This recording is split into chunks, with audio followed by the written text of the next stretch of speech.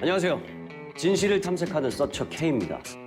요즘 이 페이크라는 프로그램이 아주 화제가 되다 보니까 저한테도 주변 지인들로부터 이런저런 제보가 아주 많이 들어옵니다. 그만큼 가짜 뉴스에 대해서 다들 관심이 많다는 얘기겠죠. 오늘은 또 어떤 제보가 들어와 있는지 버닝썬 클럽에서 불거진 마약 관련 수사가 서울 강남 일대 클럽 전반으로 자신이 황하나 씨와 함께 마약을 투약했다고 진술한 걸로 전해졌습니다. 인정하십니까? 인정. 혼자 마약 투약하신 건가요? 마약 관련 뉴스들. 그래. 요즘 아주 마약 관련 뉴스가 넘쳐나는 것 같아.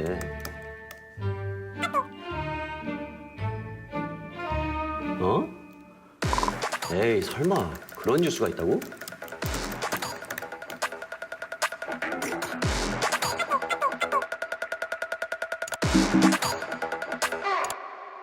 주민 절반 이상이 마약을 소비한다는 증언이 나올 정도로 북한에 마약이 광범위하게 퍼져 있다는 분석이 나왔습니다. 북한에서는 설날에 선물을 주고받기도 한다는데 최근에는 명절 선물로 마약을 주고받는다고 해서 안타까움을 더하고 있습니다. 지금까지 인터뷰 중에서 가장 최소 연령이 6세였습니다. 6살, 유치원생이 마약을 한다고요? 이게 가능한 일일까요?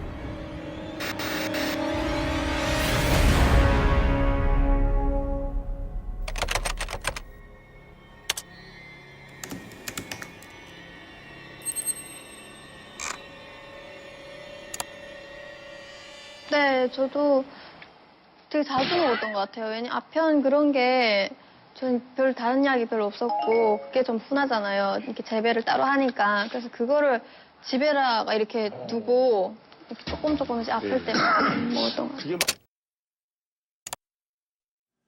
많이들 취급을 해요.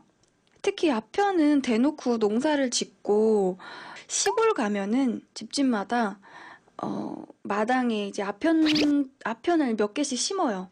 왜냐면 그게 북한에서는 거의 만병통치약으로 통하거든요. 설사도 아편, 설사도 아편, 고열나도 아편, 다 아편. 아편은 절삭인 마약인데 만능통치약이란 만능통치약입니다. 사실 이 아편이라는 물질이 오래 전부터 진통작용이나 이런 것 때문에 약재로 사용해 오긴 했었죠. 북한 청소년들은 부모가 직접 마약을 권한다니 그 무지함에 기막힐 노릇이. 전미나, 정화, 전미나. 북한은 마약이다 할 때 인사가 첫 만남은 한방 할래요? 이게 인사거든요. 한방 할래요? 이젠 이게 인사고. 북한 주민들은요. 정말 한 집 건너 한 명씩 다 마약 중독자들이라고 보시면 돼요. 북한의 청년들은요. 시험 칠 때는 꼭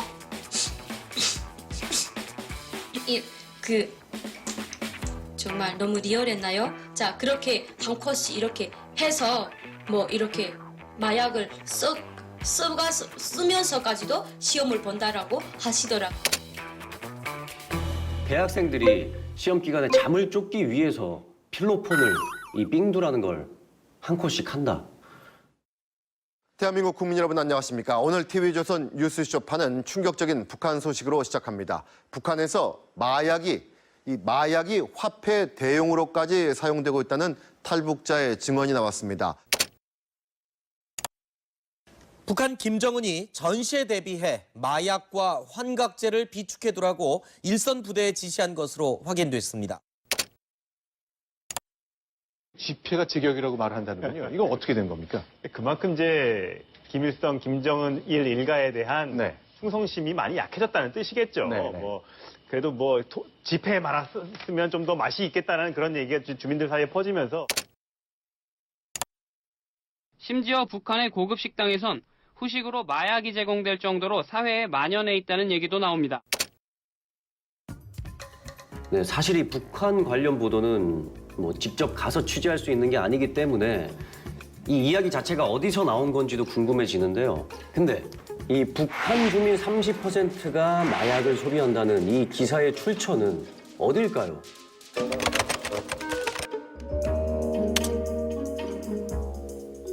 자, 여길 보면 지난 2016년 12월 1일자로 주요 언론에 동시에 보도가 됐었거든요.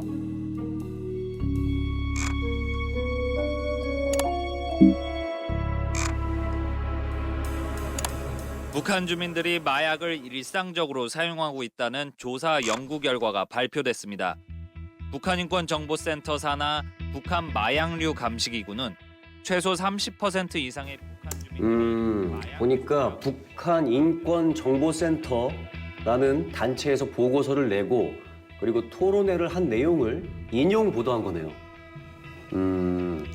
뭐 연합뉴스, YTN, KBS, 매일경제 등 뭐 다른 언론사 기사 내용들도 다 똑같은 그런 내용을 복사해서 붙인 것 같은 그런 기사 내용들인데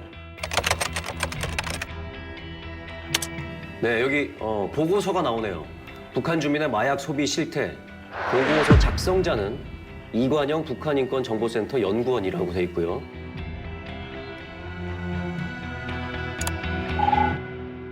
네, 이관영 연구원님, 최근 들어 북한 주민들의 30% 이상이 마약을 하고 있다라는 분석을 내놓으셨습니다. 네, 저희 북한인권정보센터에서 북한 이탈 주민 대상으로 해서 1,467명을 대상으로 설문조사를 실시를 했습니다.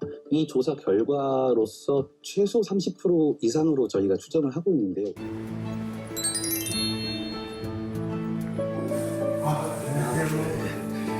안녕하세요. 통상적으로 북한 이탈 주민들한테 마약이 가장 많이 생산이 되고 있다는 지역이 평성하고 그다음에 함흥입니다. 이 두 지역이 그냥 상품으로 생각하시면 돼요.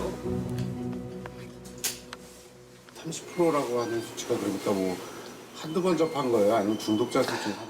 일단은 한두 번 이제 일반적으로 접한 것부터 시작해서 중독자까지 같이 포함한 거고요. 그러니까 2010년 전후로 해가지고 전체적으로 번졌다고 봐야죠. 종합적으로 저희가 설문조사와 직접조사를 해본 결과 30% 이상은 최대한 접하고 있다고 봐야 됩니다. 현재 이 시점에요.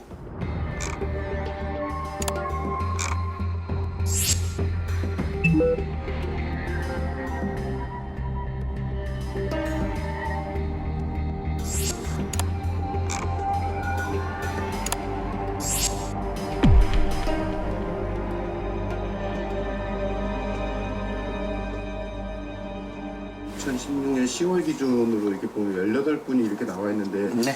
이분들의 재북식 거주 지역을 보면은 네, 강강도 전부 국경 지역 사람들 그렇죠. 아닌가요? 예, 그렇죠. 다 국경 지역 사람들이네요. 왜 국경 지역에서만 마약을 많이 접할 수 있다고 생각하죠? 가장 소비력이 경제력이 뛰어난 곳에서 가장 마약을 많이 접할 수 있지 않을까요? 당연히 평양 지역에 사시던 분들도 인터뷰를 했었습니다. 그리고 평양 지역이 가장 많이 사용하고 있어요. 문제는 그겁니다. 자, 이 보고서를 보면 이 북한 주민 최소 30%가 마약을 한다는 근거로 제시된 심층 면접 대상자가 18명입니다. 자, 좋습니다. 그러면 이 18명의 출신 지역을 지도에 한번 표시를 해보겠습니다. 자, 이렇게 보시다시피 양당도 그리고 함경북도 이렇게 국경 지역 출신이 대부분이죠. 18명 가운데 15명이 마약을 사용했거나 운송, 생산, 판매 뭐 이런 거에 종사한 사람. 그러니까 결론적으로 말하면 국경 지역에 마약 관련 일을 했거나 마약을 사용했던 이들을 심층 면접했다는 얘기가 되는 거죠. 근데 이 18명의 이 면접 대상자들의 이야기를 이 북한 사회 전체로 일반화시켜도 문제가 없는 걸까요? 그래서 저희가 이 탈북민 대상으로 연구를 하는 전문가를 한 분 찾아봤습니다. 호주 멜버른대 아시아연구소 송지영 교수님입니다. 통일부 북한 이탈 주민 통계를 보게 되면요. 현재 대한민국에 거주하고 있는 북한 이탈 주민 수가 약 3만 명 가량이 됩니다. 그런데 그중에 75%, 80%가량이 함경북도 양강도 출신이세요. 그런데 북한 인구 전체를 봤을 때는 함경북도 양강도가 전체 인구의 12.4%밖에 되질 않습니다. 그렇게 봤을 때는 대한민국에 거주하고 있는 탈북자가 북한을 대표하는 집단으로 보기는 힘든 것이죠. 자, 그럼 이 18명의 탈북민을 대상으로 한 조사 결과로 북한 인구 전체의 30% 이상이 마약을 한다. 이런 결론을 내려도 되는 걸까요? 일부 활용 가능한 자료만을 구술 내용으로 전개하고 있다. 이렇게 밝히고 있기 때문에 그 목적에만 부합한다면 큰 문제는 없어 보입니다.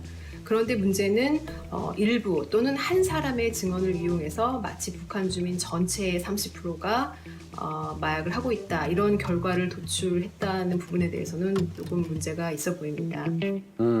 그렇군요. 네.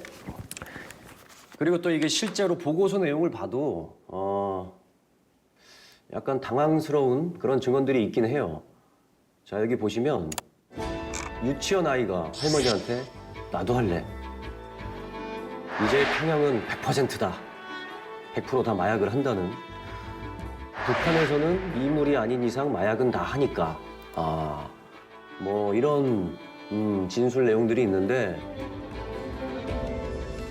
그렇다면 이 보고서의 내용들을 실제의 그 탈북민들은 어떻게 받아들일지 그것도 궁금한데요.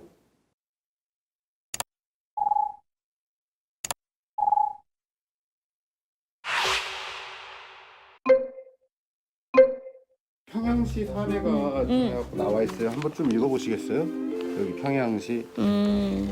평양은 다른 지역과 비교했을 때 북한 전쟁 내에서 메루암페타민이 가장 메루암페타민이 뭐예요? 그 필로폰이요. 얼음. 아 이게 마약이라는 거예요? 네. 야 이제는 평양 100% 다 그것을 소비하고 있으며 소비하지 않은 사람을 모조리라 불릴 정도가 되었다고 한다. 와 이게 탈북자의 증언이겠죠? 예. 저 정말 안타까워요. 우리 이걸 지금 상식으로 받아들이는 거잖아요. 남쪽 사람들은. 믿겠죠? 제가 평양에서 32년을 살았잖아요. 평양에서 그런 게 할 수 있다? 저 지금 상상이 안 돼서 이거 어떻게 받아들여야 될지를 모르겠는데.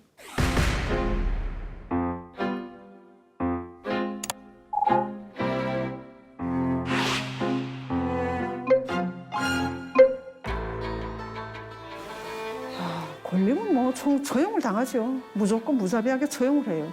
처형을 하든가 감옥에 가든가. 엄청 단속을 심하게 해요. 네가 뭐 이거 뺑들 해봤니? 안 해봤니? 저는 아예 입도 못 해본 사람인데 만약에 했다 하면 그 사람이 쾌락을 위해서 사용을 했는지 아니면 내가 뭐 이렇게 배가 아프고 대장염 때문에 했는지 그거를 좀 분간을 해야 되는데 그 분간이 전혀 안 되더라고요.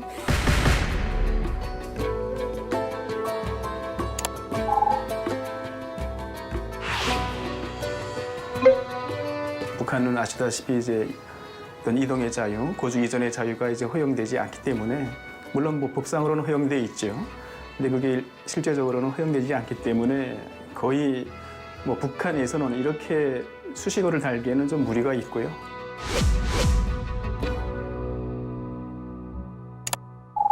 최고의 직업이라고 하는 그 개성공단 근로자가 70불에서 100불 정도 받는 사람이 17불짜리를 그냥 뭐 시도 때도 없이 사고 팔고 할 수 있는 시장에서 뭐 어떤 분처럼 뭐 한 집 건너다 한다.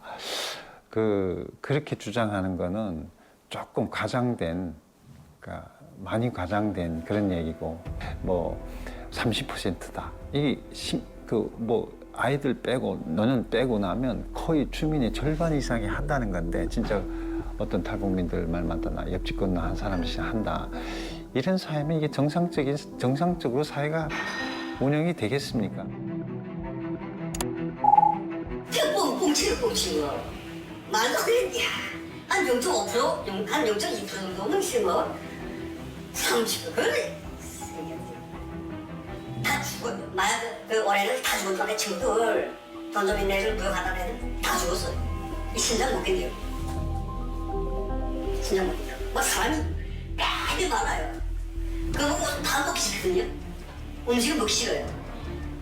한 일주일 굶어도 밥 먹고 싶은 생각 없어요. 그것만 자꾸 생각나고. 30%? 아니, 가슴도 없어 되게 간 옥수만큼 못 먹는 애들이 마약을 받았다게 하면 배가 먹겠다고. 구멍 쑥 나가지고 바로 죽었다. 저희가 필로폰의 전문가를 한 분 찾아봤습니다. 단 3%만 필로폰에 중독이 돼 있다고 해도요, 그 사회는 돌아갈 수가 없는 직업입니다. 왜냐하면 필로폰 자체가 그냥 하다가 그냥 쉽게 끊을 수 있는 게 아니라 한번 필로폰에 중독되면 거의 영구적으로 중독이 진행이 되고 거의 필로폰 중독자의 대부분은 자살로 생을 마무리를 하게 되거든요. 하루에 한 5가지까지 하면 솔직히 말해서 이제 뇌에서 이제 환청이 들리고 환각이 보이기 시작하는 거예요. 방송에서 이런 얘기 해주세요. 누가 나 따라올 것 같아갖고 칼도 들어요. 누가 날 잡으러 온다 생각하면 칼도 들고 문 앞에서 목걸이 잡고 들어오면 죽여버린다. 이 생각까지 들게 돼요. 막판까지 가면. 그 정도로 무서운 거예요.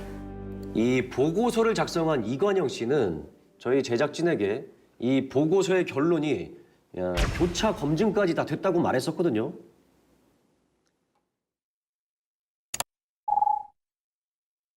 문재인 대통령이께서 방북을 할 때 그때 우리 기업인들 데려갔었죠. 네, 우리 기업인들 데려갔었고 그 중에서 이재용 회장이 갔었는데 이재용 회장이 북한의 마약 문제가 심각하다는 얘기를 듣고 왔고 그 신문 기사가 나왔거든요. 저도 깜짝 놀랐었는데 제가 맞췄더라고요. 북한 내부에 있는 당국자로부터 들었던 얘기가 이재용 회장이 30% 정도가 마약을 사용하고 있다고 들었어요. 그 얘기가 이제 한 인터넷 신문에 나왔던 거였죠. 네. 그 정도면은 크로스체킹. 북한 당국자로부터 나왔다는 얘기니까요. 아, 이재용 회장이 그걸 들었대요? 자, 이게 이관영 씨가 직접 보내준 기사인데요.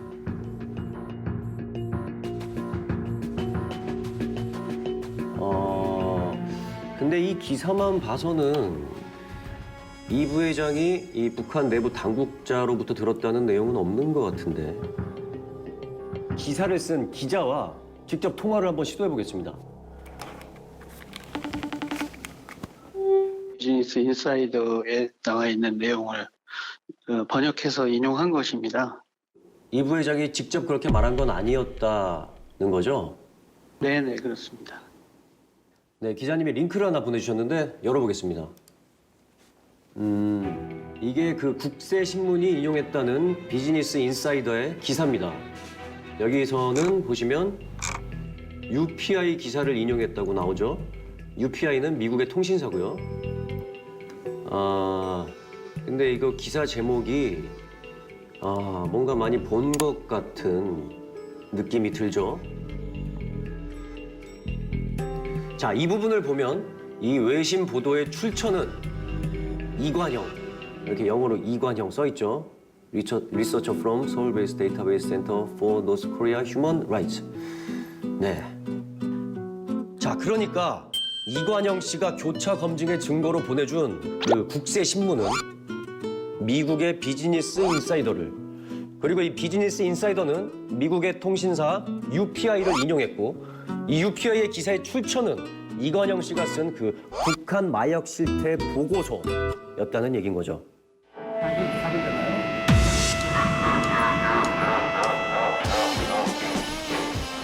이재용 회장이 직접 그런 얘기를 듣는 많이 없던데요? 예, 저도 그 착각한 부분이 있었는데, 저도 그걸 확인을 해보고 싶었는데 확인을 아직 못 해봤네요. 제가 확인을 해봤거든요. 삼성이 확인을 했는데 삼성에도 그런 말을 한 적이 없고, 그 국세신문 기자는 그 비즈니스 인사이더라는 미국의 그 경제지에서 따왔다고 그러고요. 그 비즈니스 인사이더는 UPI라는 미국의 통신사에서 따왔어요. UPI면 결국 제가 발표했던 거. 본인이 발표했던 보고서에 따라가지고 그 신문이 나왔던 건데 알고 계셨어요? 그건 몰랐네요. 거기까지는 제가 안 해봐서. 북한 지역 마약의 심각성을 알리기 위한 어떤 추정치를 발표할 수는 있다고 생각합니다. 하지만 언론은 그 추정치의 근거가 무엇인지 좀 더 꼼꼼하게 따져봤어야 하지 않을까요? 이거 우선은 NKDB 쪽에 문의를 하시면 더 빠르실 거예요. 그때 그 세미나랑 나왔던 보고서 내용으로 이제 했던 건데 그때는 교차 검증이라기보다는 그냥 전문가분 말만 방송으로만 방송을 했었던 걸로 기억합니다. 제가 솔직히 말씀드리면 그때 네. 북한부에 있을 때 예. 조금 뭐 부장 스타일도 그랬지만 그때 이제 좀 이렇게 북한에 대한 그런 보도를 좀 많이 했어요 그때. 네. 좀 그런 북한에 대한 좀 센 보도들이 나갔을 거라고 생각이 되고.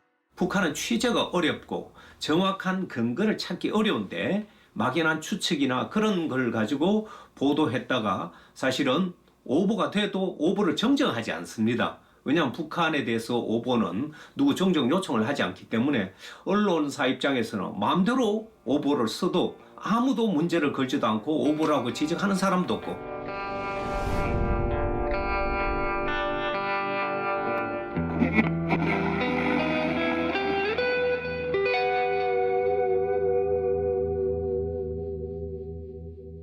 자, 기사에서 한 번쯤은 다들 보셨겠죠? 뭐 대북 소식통, 익명의 소식통, 또한 그 어떤 탈북민의 말은 과연 어디까지 믿어야 하는 걸까요? 전북 누나들도 빙도 빤다 그래. 응? 내 안에서부터 빙도 빨고 나온다 그래요. 아이스 오름이라고 하는 거 월드차 공식 적용시키면은 절지 않고 김장에서 근무를 쓰지. 김정은이 한가에서 훈련한다. 각성이 돼야 되고. 언론사의 책임입니다.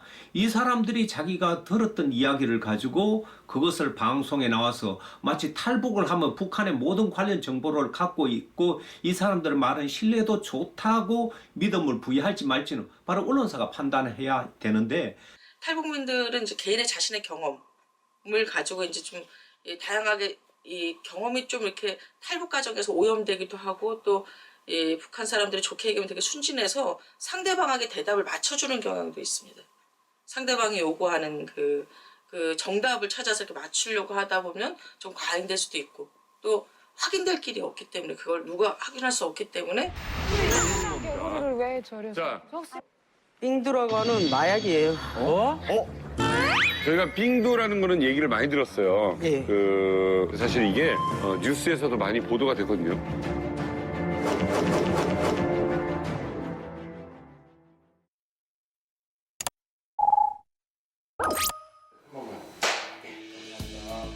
뭐 북에 대해서 알리는 것도 있겠지만 기본은 생계형이에요. 상업을 위해 덜을 위해서 하는 거거든요. 이 땅에 태를 묻은 사람들도 살기 어려운 자본주의 세상에서 어느 순간 훌렁 떨어진 탈북자가 정말 살아가자면 정말 어렵거든요. 근데 조금만 북에 대해서 있는 대로 말하면 감옥 가야 되지 그냥 살자니 힘들지 하니까 정부의 입맛에 맞고. 우리 어머니도 좋아하시거든요. 내들이 가면 착 돌린다. 채널을. 야, 거짓말하니까 어머니 그거 보면 웃는 거예요. 저가 다 거짓말하네. 이러면서.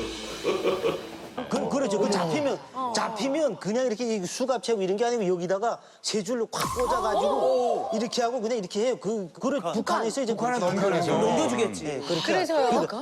그러니까 그 명태 코를 낀 것처럼 있잖아요. 그런다고. 네, 명태 두rum처럼. 그것도 말도 안 되는 거죠. 네, 손바닥에다가 철사를 끼워가지고 몇 사람들이 이렇게 해가지고 저 북에서 보안원들이 와가지고 그렇게 해서 데리고 내간다. 국경경비대에서 내가 근무했거든요. 신의 쪽에 있었어요. 제가 국경경비대 소대장이었단 말이에요. 예? 그 당시에 내려오는 그 방침들 있잖아요. 예? 비보 권력자들을 어떻게 처리하라는 방침들 내려오거든요. 그 방침들에도 그렇게 다루지 말라 그랬어요. 인권 가지고 많이 떠들었단 말이에요. 국경에서 절대로 총 쏘지 말라. 비보 권력자 때리지 말라. 김정은 정권에 들어가서 그 큰 행사 중에서 제일 이목이 집중되는 게 바로 열병식이거든요. 그 열병식마다 신형 무기를 등장시켜요, 북한은. 그래서 2017년에 이제 열병식 할 때는 신형 대륙간 탄도미사일을 3종이나 등장을 시켜서. 북한은 최고 지도부의 그 신변 안전을 최고로 하잖아요. 제일 첫째로 하거든요.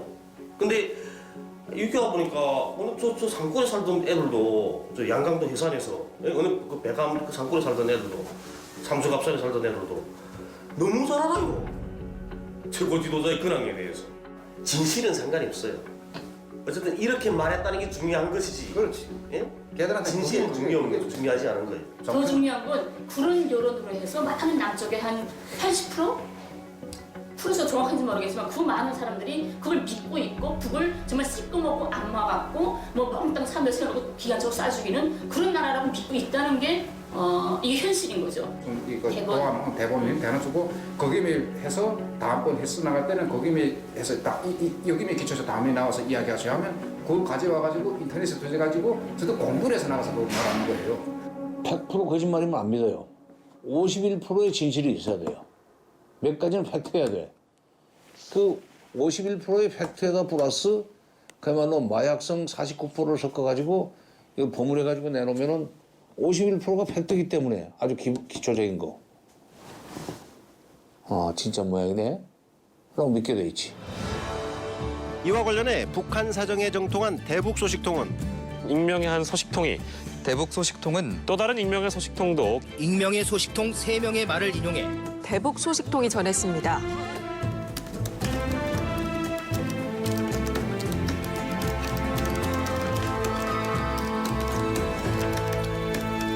검증할 수 없는 탈북민들의 말을 인용해 왜곡하고 과장해서 보도하는 북한 관련 가짜 뉴스 폐기하겠습니다.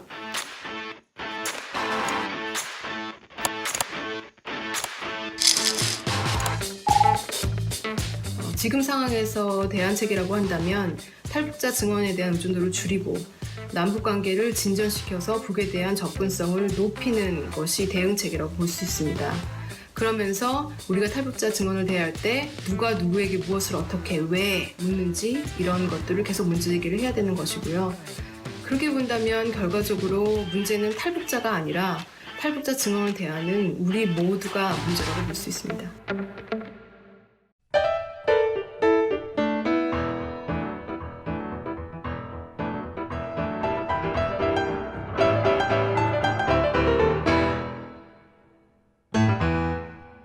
여러분 당신이 믿었던 페이크 1회 방송 보셨나요? JTBC 손석희 대표의 접촉사고 당시 이 동승자 논란이 가짜 뉴스였다는 게 밝혀졌었죠. 그런데 제가 또 흥미로운 영상을 하나 발견했습니다.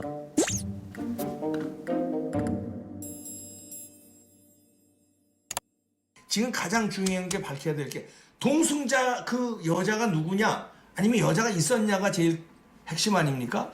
그 40%인가가 동승자가 여자일 것이다. 이런 여론조사가 나온 것 같아요. 그거 혹시 한번 찾아봐 주세요.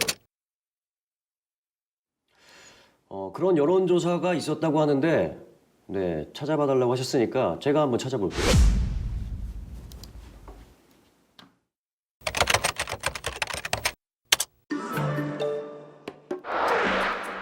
손석희 사고 때 여성이 동승했을 것 44%. 이 정도면은 전 국민의 거의 절반 가까이가 이 뉴스를 믿었다는 얘기가 되는 거겠죠? 특히 부산, 울산, 경남 지역에서 응답 비율이 가장 높았다. 아니 그런데 이런 질문들도 여론조사라고 할 수 있는 건가요? 여론조사 공정이라는 곳에서 조사를 했다고 하는데 그 홈페이지 한번 들어가 보죠.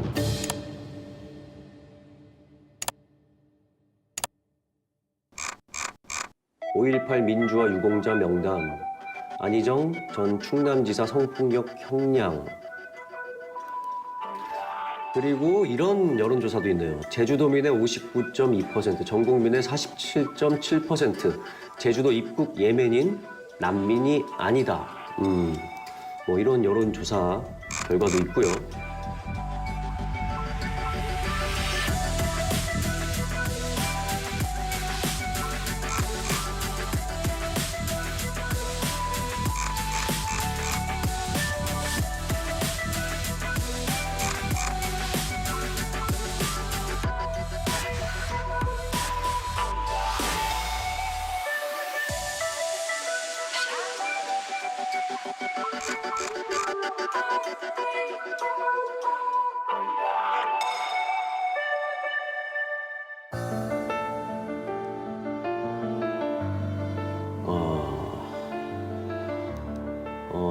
어떤 한 사람의 죽음에 대해서도 여론조사를 진행을 했었네요. 이런 여러 가지를 보니까 아무래도 좀 더 확인이 필요할 것 같네요.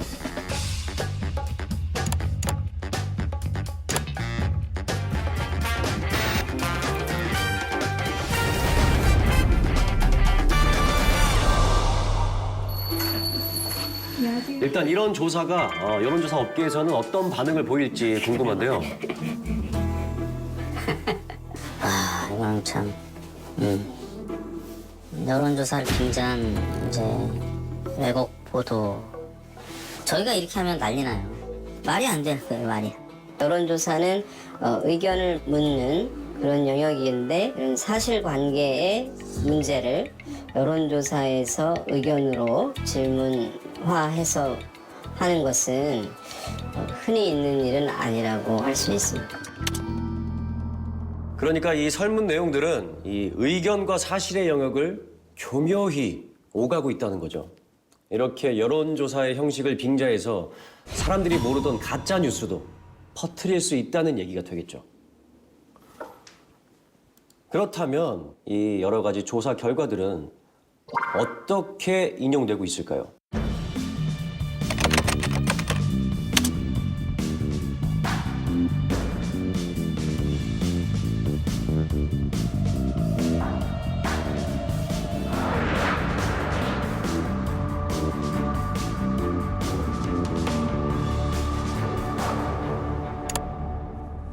최근의 여론조사 결과에 의하면 국민 여론 중에 58%가 이거는 공개해야 된다. 관계없는 사람들이 5.18 유공자가 되어서 국민의 세금을 축내는 일이 없는가에 대해서는 분명히 이야기를 해야 된다.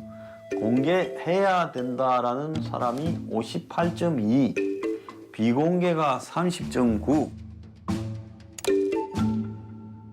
서울 퀴어 문화 축제가 오는 13일부터 22일까지 열립니다. 여론조사 공정위 조사한 결과에선 서울 시민의 82.9%가 퀴어 축제에 대해 부적절하다는 반응을 보인 것으로 나타났습니다. 응답자의 60.4%가 지난 대선에서 문재인 후보가 드루킹을 알고 있었을 것이라고 대답했습니다. 경남도민 52.4%는 학생인권 조례에 반대하는 것으로 나타났습니다. 문재인 대통령의 국정 운영 어떻게 평가하십니까? 잘하고 있다가 28%, 잘 못하고 있다가 48.7%로 그 격차가 20%. 한국 경제의 위기는 과연 누구에게 책임이 있는가? 자, 문재인 정부의 책임이 있다라는 응답이 거의 50%를 차지했고요. 그리고 강성노조와 대기업의 그 책임이 있다는 그 비율이 14%에서 15% 사이로 비슷하게 나타났습니다. 이 생각보다 많은 곳에서 인용이 되고 있습니다. 자유한국당이 집권 여당인 민주당을 앞질러 정당 지지율 1위를 탈환했다는 여론조사 결과가 나왔습니다. 응답자 중 29.3%는 자유한국당을 지지한다고 대답했습니다. 1월부터 이 회사에서 이제 정기조사를 수행을 했거든요. 근데 이제 급격하게 좀 상승하는 그런 흐름이 저 패턴이면은 다른 조사 회사 조사 기관에서 조금 유사한 게 한두 개는 나와야 돼요. 근데 그걸 좀 찾아보기가 제가 좀 없었어요. 찾아보기가 어렵고 특히 여기 지금 1월 달에 보면은 민주당 27.7%인가 그렇고 그 한국당 29%인가 그래서 역전을 한 상황이어서 그 비슷한 시기에 그렇게 역전한 조사들이 있나 봤더니 그게 이제 없었거든요. 요새는 조사가 여러 개가 지금 다 나와서 그 중앙선거관리위원회에 다 올라가기 때문에 한꺼번에 비교를 할 수가 있어요. 그래서 사실은 조금 다른 데보다 높으면 그 회사 조사 어떻게 했는지 한 번 더 이렇게 들여다보게 되거든요. 유독 여론조사 공정에서만 이 전체와 동떨어진 그런 결과를 나타냈다는 거죠. 그렇다면 이 여론조사 공정에서 진행했던 그 설문지를 한번 직접 찾아볼까요?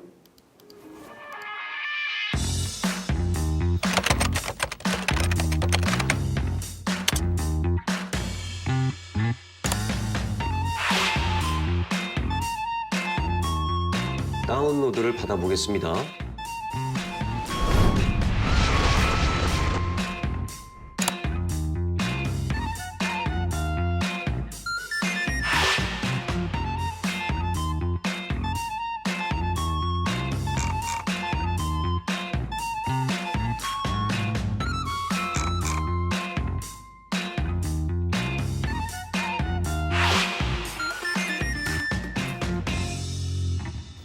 설문 응답자가 응답해보면 아 이게 어떤 의도로 문화 구성했는지 느낌이 와요. 그러면 이 과정에서 진보 성향이거나 이 민주당을 지지하거나 전화를 끊습니다, 중간에. 그러면 그분들의 여론은 더 반영이 안 되는 것이죠.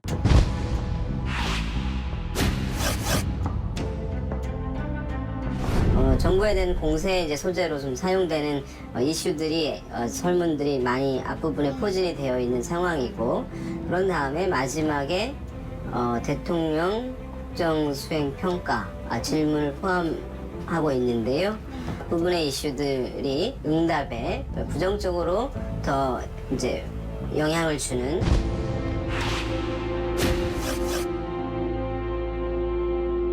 저희들이 조사해왔는 설문지 포맷이 있습니다. 1번, 제일 먼저 묻는 게 대통령 지지율이에요. 그 다음 저희들이 현안을 배치를 합니다. 현안이 대통령 지지율이나 정당 지지율에 영향을 미치면 안 된다고 보기 때문에 그렇게 배치를 합니다.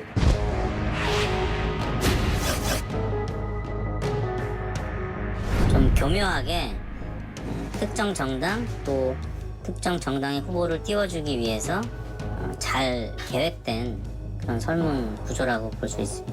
이건 여론조사를 꽤 오랫동안 한 경력자가 구성한 질문인 거죠. 결국엔 이 누군가가 자기가 원하는 진실 또는 자기가 생각하는 방향이 대세라는 걸 증명하기 위한 어떤 수단으로 이 여론조사를 이용할 수도 있다는 뜻인데,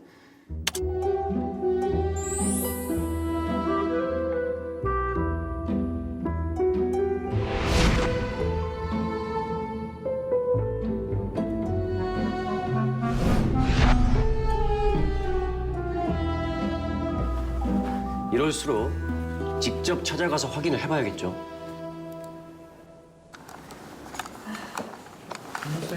안녕하세요. 혹시 운정은 근무하시는 분이신가요? 네? 운정에 근무하시는 분이신가요? 아니, 근무하는 거 아니고 저는 그냥 아까 저기 손님이라서 왔다 갔거든요. 여자분 만나고 왔는데. 여기 지금 사람이 안에 있어요? 아니요, 지금 사람은 아까 있었는데 지금은 네, 있죠. 사람 한 명 있죠, 안에. 안에 계세요? 네, 여직원이 한 명 있기도 하거든요. 그래요? 네. 예, 알겠습니다. 네. 감사합니다.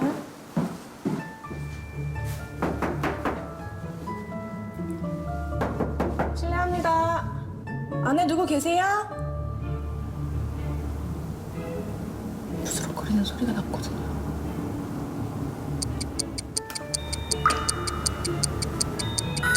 아까 누가 있다 그랬는데.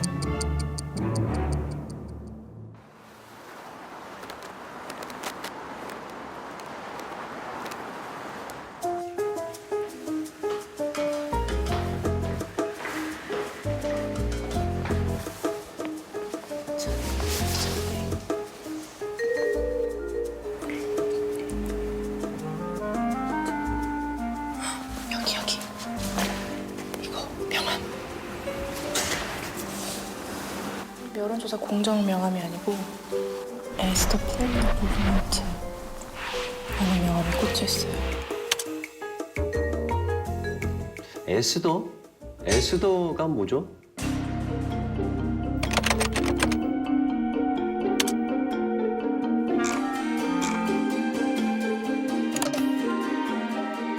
저희가 찾아낸 이제 가짜 뉴스 3단 연결망 분석인데요. 이런 이제 가짜 뉴스들이 어떻게 유통됐는가를 저희가 분석을 해봤습니다. 네. 그랬더니 공통적으로 이들의 네트워크 허브로 떠오른 게 에스더 기도 운동이라는 기독교 단체였습니다.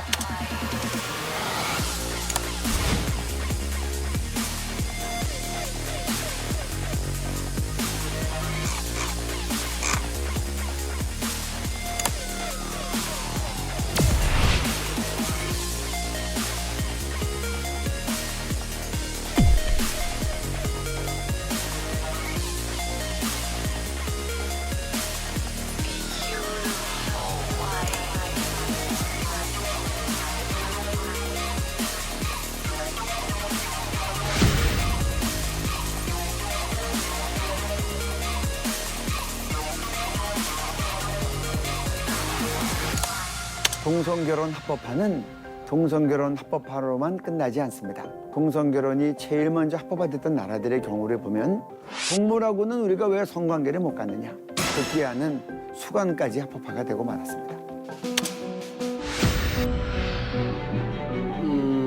그러니까 이 에스더 기도 운동이 가짜 뉴스를 생산하는 그러니까 공장 같은 역할을 하고 있었다는 거네요.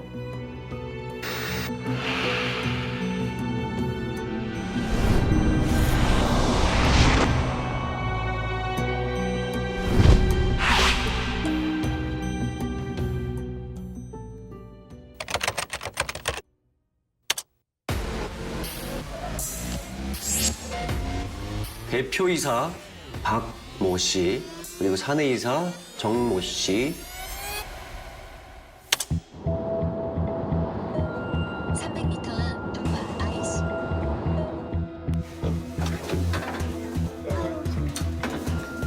서울에 있는 커피숍보다 나을 때. 네, 주세요.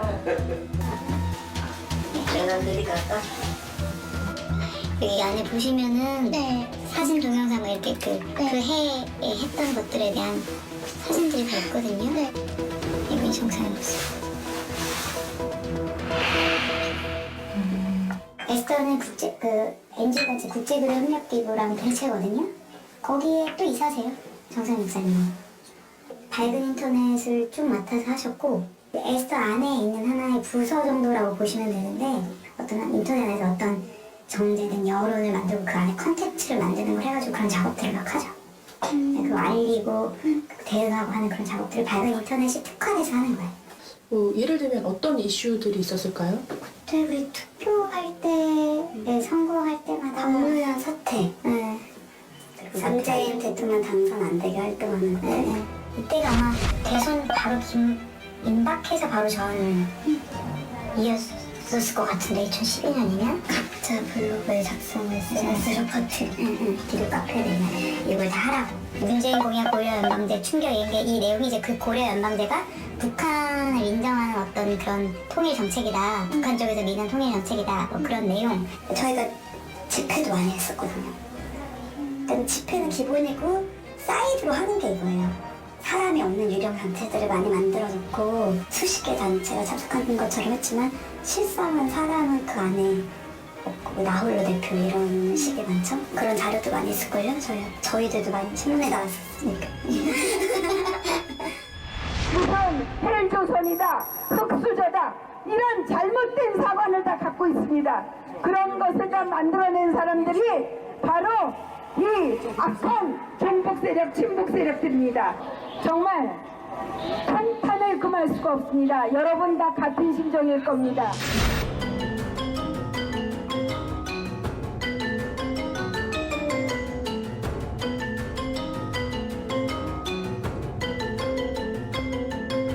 박원규 씨도 최근 간사 중에 하나. 그 박근혜 탄핵 때 재작년인가? 벌써 재작년인가? 그때 이제 이분 이름으로 막 신문 광고도 막 내고 포항 계좌도 신문 광고에다가 냈고 저 박원규 대표로 해가지고 그런 거 많이 활동하셨더라고요. 따라가라.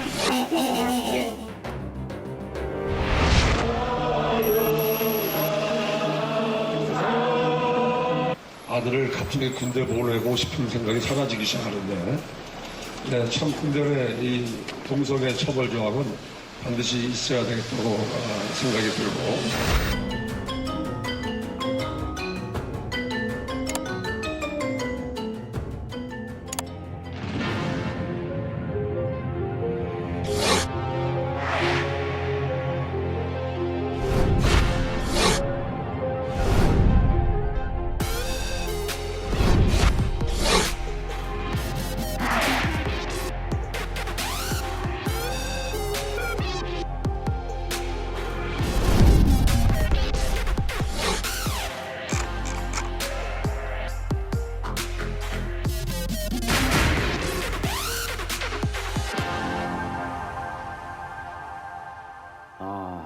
이쯤에서 박모 대표와 정모 이사 이 두 분의 이야기를 직접 한번 들어볼까요?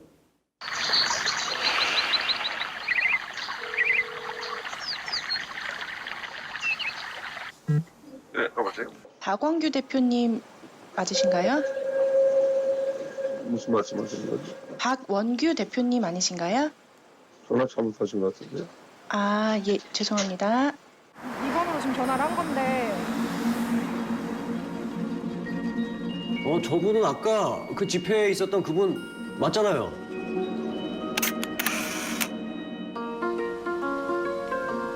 제가 이상 말씀드린 이야기가 오늘 이 집회의 취지입니다. 우리 국민의당을 시작한 후에 우리 집회를 정신으로 정의사가 자주 나온다는 현장이 낙태죄 폐지 반대를 위한 집회였군요. 그건 어쩔 수 없어요.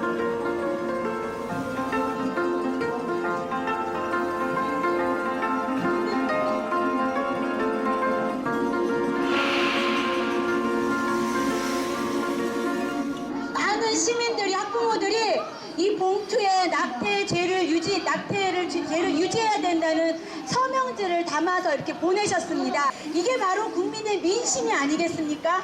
여기 보시면 이 박스에 반 박스가 찼습니다. 정말 우리 헌법재판관님들이 이걸 좀 아셔서 국민들의 의견을 좀 잘 반영해 주셨으면 너무 좋겠습니다. 이것이 진짜! 이것이 진짜! 죄송합니다. 선생님 혹시 오늘 정성희 목사님 못 뵈셨어요? 혹시 정성희 목사님 안 나오셨어요? 정성희 목사님 잘 지내고 왔어요? 안 오셨어요? 여자 옷을 네, 맞아. 일수는 안 오셨는가? 오셨을 것 같은데? 안 왔어요? 왔을 텐데. 정수희 선생님 잘 안 빠지시는데 그걸 잘안 빠지세요 원래? 그래도 찬성이 높으셔.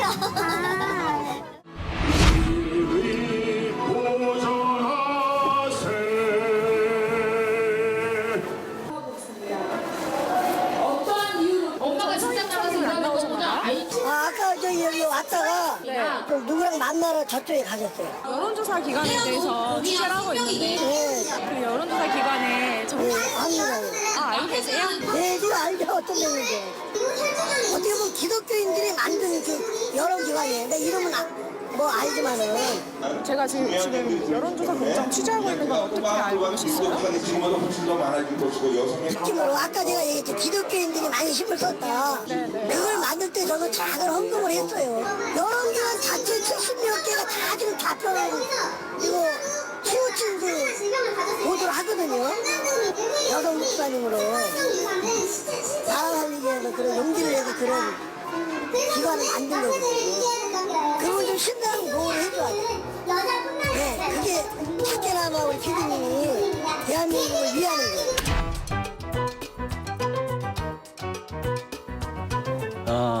그러니까 여론조사 공정을 설립한 궁극적인 목적은 좌편향되지 않은 공정한 여론조사가 필요하기 때문이라는 것 같은데요.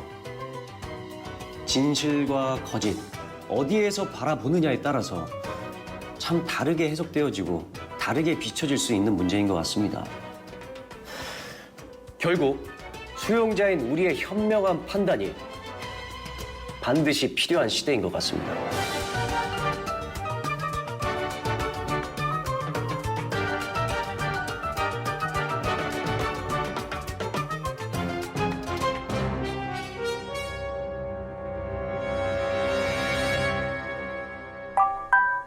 이것은 국민 인식 조사잖아요. 그러니까 사실 여부를 떠나서 국민들이 어떻게 생각하고 있는지 현실적으로 이것을 정확히 알 수 없는 건 맞는데 국민들이 관심 있게 가지고 있는 사실에 대해서 여론조사가 조사를 하는 것은 당연하다. 근데 이것은 딱 정해진 어떤 규칙이 룰이 있는 것은 아니고요. 어떤 항목을 먼저 배치하느냐 하는 것은 연구 목적에 따라서 기준이 달라집니다. 저도 사실 무근이고요. 어떤 부분에서 관계가 있다는 거죠? 등기부 등본상에 지금 대표이사로 계셨던 박원규 그리고 사내이사로 계시는 정성희 선생님께서 에스더 기도운동본부 분들이시잖아요. 그 관계는 제가 잘 모르겠고요. 박원규 전 대표이사님은 3월 20일부로 사의가 됐습니다. 그래서 지금은 등기 안 돼 있고요. 새로 떼보시면 확인 가능합니다. 네, 그래서 새로 떼봤습니다. 4월 3일자로 등기가 되어 있고요. 네. 4월 3일이면 이제 저희가 취재 요청을 드린 이후거든요. 작년에 사의 표명을 했었는데요. 이제 서류 처리가 좀 늦은 거고요. 네네. 그래서 후임 대표이사님 선정에 좀 시간이 걸리다 보니까 서류상 처리가 좀 늦어진 겁니다.